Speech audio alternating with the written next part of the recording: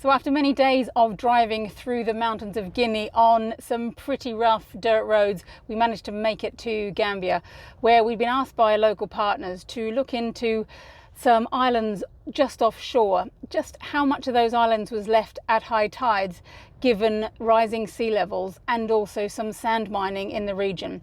Now these are the Bijol Islands. They were once covered with baobab and other trees. They were about a couple of kilometers long and were a breeding grounds for a few different birds.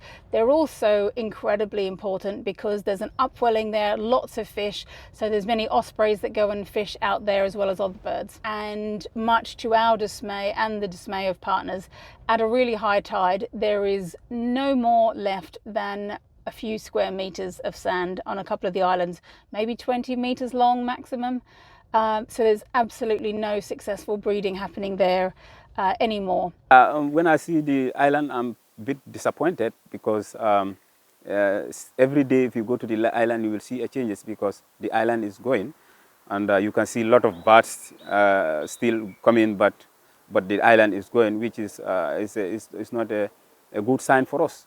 But we also stumbled across something pretty shocking right at our feet.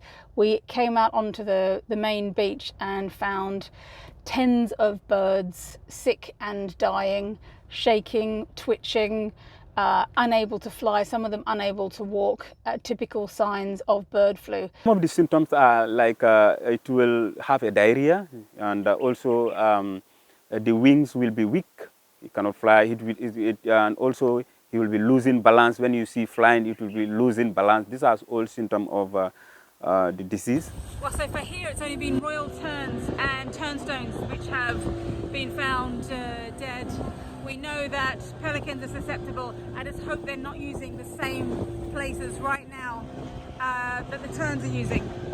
There's not only birds from Gambia that live permanently in Gambia that are being affected, but also birds that are migrating. We buried birds there that had rings from different countries across Europe. We need to be working really closely with partners all along the flyway.